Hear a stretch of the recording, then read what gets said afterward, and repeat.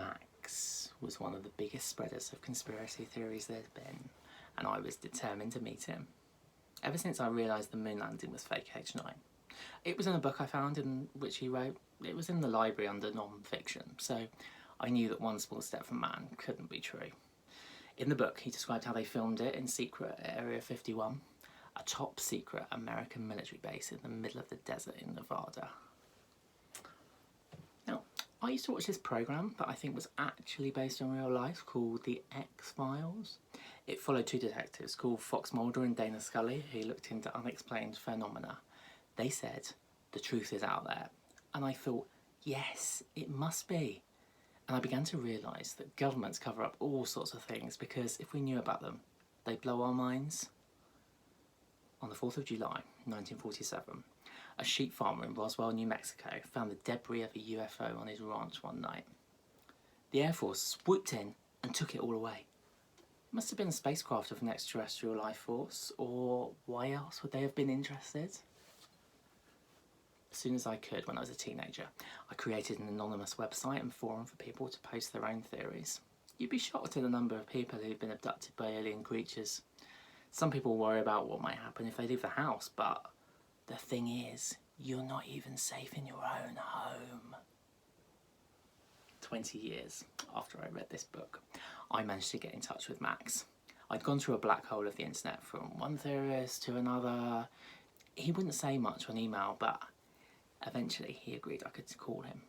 He insisted on an encrypted line, which you need in my line of work. I say that. I'm also an electrician, got my own business. We talked for several hours about all the big UFO cases he'd investigated. It was clear there were patterns. Ever since the Second World War, I wondered if they'd seen the bombs going off in space and it had alerted them to activity on Earth. There were strong possibilities they'd come from Mars, but possibly even further. That call was the best moment of my life. I mean, it was obviously special when I met my girlfriend, Lisa. You see, we're not all saddos stuck in the basement with no life. Far from it. Knowing about the things they're too scared to tell you gives you the knowledge that liberates you.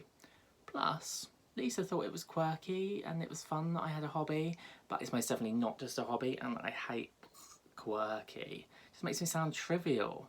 But in fact, she doesn't know the full and honest truth. It was time to take the next step. I really had to go to Nevada to meet Max, but Lisa would never let me spend all that money to go. We were meant to be saving for a house, so I said, how about we take a once-in-a-lifetime trip to Las Vegas and get married? And she said yes. Now, when we got there, it was the craziest place on earth. We were getting married on Friday, so the day before I managed to persuade Lisa for me to go to this alien thing. You'll probably find it really boring. And it was fine, because she was content going on the slot machines at Caesar's Palace. So I headed out into the desert in a hire car. It was 40 degrees.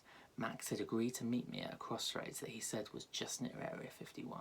It wasn't on a map, but Max knew where it was.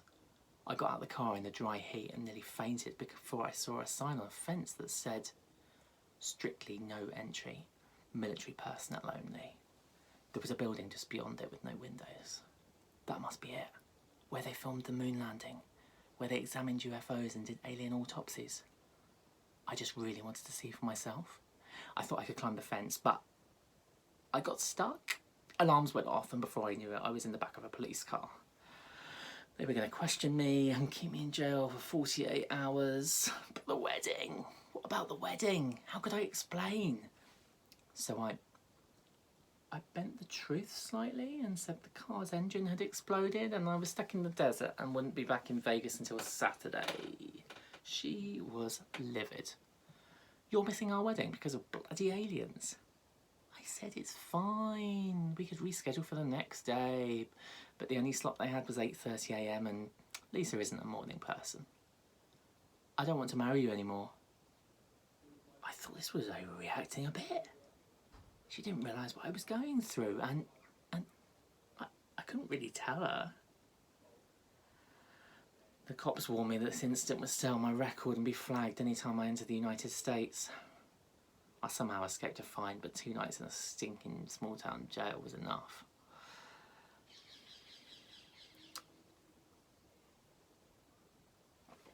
Lisa didn't want to get married anymore, but she said she still loved me. I think maybe she didn't actually want to get married in the first place, but didn't want to say no when I asked. I tried to call Max's number, but it was unrecognised. But I still believe the truth is out.